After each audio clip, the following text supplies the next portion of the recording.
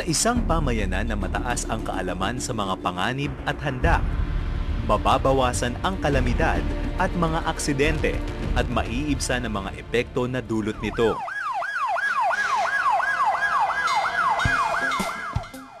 Ito ang filosofiya ng Safe Metro Program ng Metropolitan Manila Development Authority.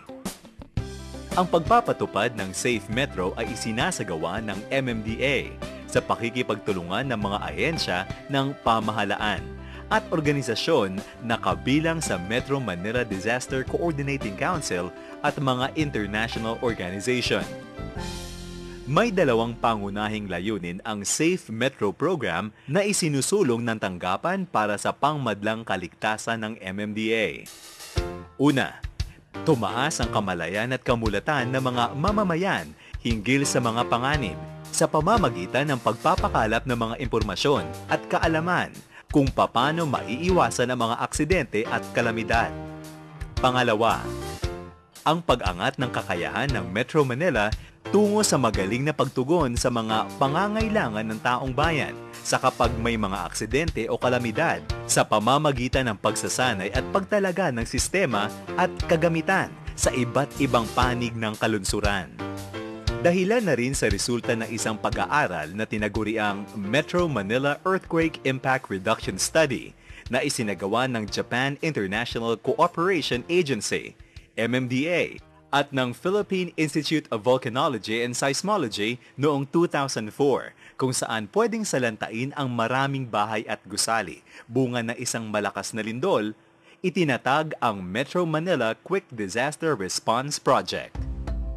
Kaugnay ng proyektong ito, itinilaga at ikinalat na ng MMDA ang mga Disaster Response Equipment and Tools Field Storage Units o mga DRET-FSU sa iba't ibang bahagi ng Kamaynilaan na mataas ang risk upang dagliang mapakinabangan ito ng mga emergency response teams at mga mamamayan sa oras ng matinding pangangailangan.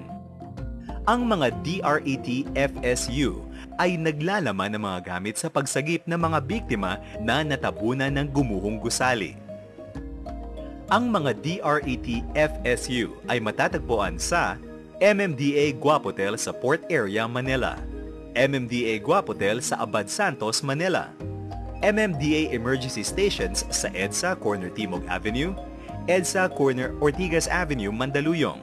EDSA Corner Rojas Boulevard, Ramon Magsaysay Boulevard sa Nagtahan, Manila, EDSA Corner Orense Street, Makati, C5 at C5 Taguig malapit sa SLEX Tollgate. Matatagpuan din ang mga DRET-FSUs sa EDSA Balintawak, Caloocan, President Quirino Highway Corner President Osmeña Highway, Manila, Marikina City Engineering Workshop, dulo ng R10 sa Navotas City, Commonwealth Avenue Corner Tandang Sora, Quezon City, Commonwealth Avenue Corner Batasan Road, Pure Gold Parking Lot MacArthur Highway, Valenzuela, Quirino Highway Corner Regalado Avenue, SM Marikina sa Marcos Highway, Zapote Road Corner Quirino Avenue, Las Piñas, Alabang National Road, Muntinlupa, SLEX Bekutan, Parañaque, C5 Corner Ortigas Avenue, Pasig, at Sixto Avenue Corner Pasig Boulevard, Pasig.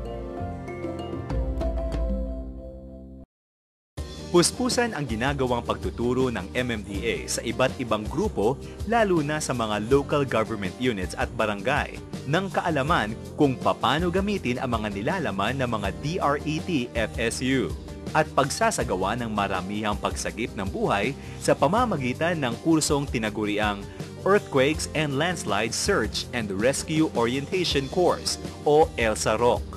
Mahigit 4,000 na ang tumaan sa ganitong pagsasanay na kinabibilangan ng mga kawani ng local